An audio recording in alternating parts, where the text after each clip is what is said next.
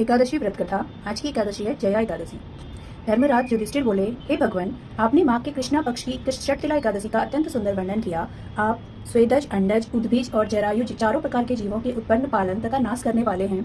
अब आप कृपा करके माघ शुक्ला एकादशी का वर्णन कीजिए। इसका क्या नाम है, इसके व्रत की क्या विधि है और इसमें कौन से देवता का पूजन किया जाता है।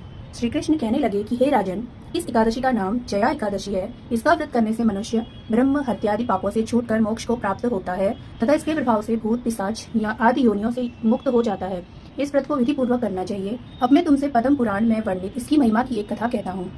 देवराज इंद्र स्वर्ग में राज करते थे और अन्य सब देवगण सुखपूर्वक स्वर्ग में रहते थे। एक समय इंद्र अपनी इच्छानुसार नंदन विहार कर रहे थे और गंधर्व गान कर रहे थे। उन गंधर्वों में प्रसिद्ध पुष्पदंत तथा उसकी कन्या पुष्पावती और चित्रसेन तथा उसकी स्त्री मालिनी भी थे। मालिनी का पुत्र पुष्पवान और उसका पुत्र माल्यवान भी उपस्थित थे। पुष्पवती गंधर्व कन्या माल्यवान को देखकर उस पर मोहित हो गई और माल्यवान पर काम बाण चलाने लगी। उसने अपने रूप, लावण्य और हाव भाव से माल्यवान को वश में कर दिया। हे राजन, इस पुष्पवती अत्यंत सुंदर थी।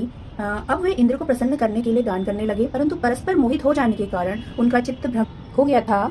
इनके ठीक प्रकार न गाने तथा स्वर ताल ठीक न होने से इंद्र इनके प्रेम को समझ गया और उसने इसमें अपना अपमान समझकर उनको शाप दे दिया। उसने कहा कि मूर्खों, तुमने मेरी आज्ञा का उल्लंघन किया है, इसलिए तुम्हें धिक्कार है। अब तुम दोनों स्त्री पुरुष के रूप में मृत्युलोक में जाकर पिशाच रूप धारण करो और अपने कर्म का फल भोगो।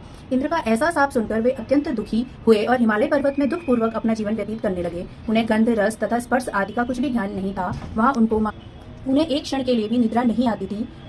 उस जगह अत्यंत शीत था, इससे उनके रोमांच खड़े रहते और दांत मारे शीत के बचते रहते। एक दिन पिशाच ने अपनी स्त्री से कहा कि पिछले जन्म में हमने ऐसे कौन से पाप किए थे जिससे हमको यह दुखदायी पिशाच योनि प्राप्त हुई। इस पिशाच योनि से तो नरक के दुख रहना सहना ही उत्तम है। अतः हमें अब इस प्रकार का पाप नहीं करना चाहिए। इस प्रकार विचार करते हुए वे अपने दिन व्यतीत कर रहे थे।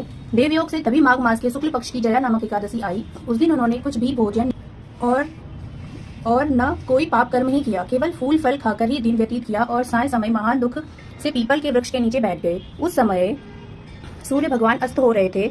उस रात को अत्यंत ठंड थी, इस कारण वे दोनों शीत के मारे अति दुखित होकर मृतक समान आपस में चिपटे हुए पड़े रहे। उस रात्रि उनको निद्रा भी नहीं आई। हे राजन, जया एकादशी के उपवास और रात्रि के जागरण से दूसरे दिन प्रभात होते ही उनकी पिशाच योनि छूट गई। अत्यंत सुंदर गंधर्व और अप्सरा की देह धारण कर सुंदर वस्त्राभूषणों से अलंकृत होकर उन्होंने स्वर्गलोक को प्रस्थान किया। उस समय आकाश में देवता तथा गंधर्व उनकी स्तुति करते हुए पुष्प वर्षा करने लगे। स्वर्गलोक में जाकर उन दोनों देवराज को प्रणाम किया। इंद्र उनको पहले रूप में देखकर अत्यंत आश्चर्यान्वित हुआ और पूछने लगा कि तुमने अपनी पिशाच योनि में किस प्रकार छुटकारा पाया, सो सब बतलाओ। माल्यवान बोले कि हे देवेंद्र, भगवान विष्णु की कृपा और जया एकादशी के व्रत के प्रभाव से ही हमारी पिशाच देह छूटी है। तब इंद्र बोले कि हे माल्यवान, भगवान की कृपा और एकादशी के व्रत करने से न केवल तुम्हारी पिशाच योनि छूट गई, वरन हम लोगों के भी वंदनीय हो गए, क्योंकि विष्णु और शिव के भक्त हम लोगों के वंदनीय हैं। अतः आप धन्य हैं। अब आप पुष्पवती के साथ जाकर विहार करो।